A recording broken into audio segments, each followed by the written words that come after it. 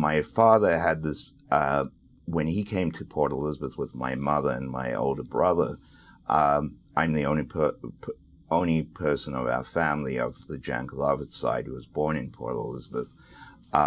When they came, my father got involved in civil rights defense. He was a lawyer, and he took on what was then a very unpopular stand, and he defended some of the leaders of the ANC, the African National Congress, and for a number of years he was very involved in the defense. Basically, there's some books have written, get back to books, that mention him, not in detail, but his name is mentioned and what he did is mentioned. And as one person characterized him, he was a thorn in the side of the security police during the Apartheid regime, especially in the Eastern Cape in South Africa and in Port Elizabeth. There's a famous case that he got a member of the ANC acquitted for killing a policeman, allegedly killing a policeman in Port Elizabeth. And then there were the repercussions as well. I remember as a child having our phone tapped. You could hear when the police were listening to your calls. What did that sound like? There was this click. You knew that somebody was listening. So as a child growing up, I was always aware to be careful what I spoke about on the phone. I remember vaguely, my brother who's older remembers it more clearly, when the security police came and raided our house.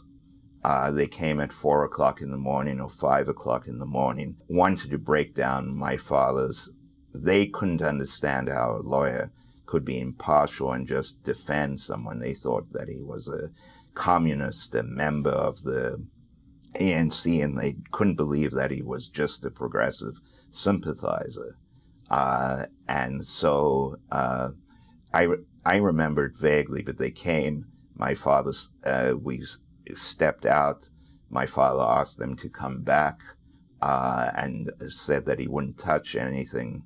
My mother destroyed all the clippings of the cases. They were newspaper clippings so that they wouldn't find that.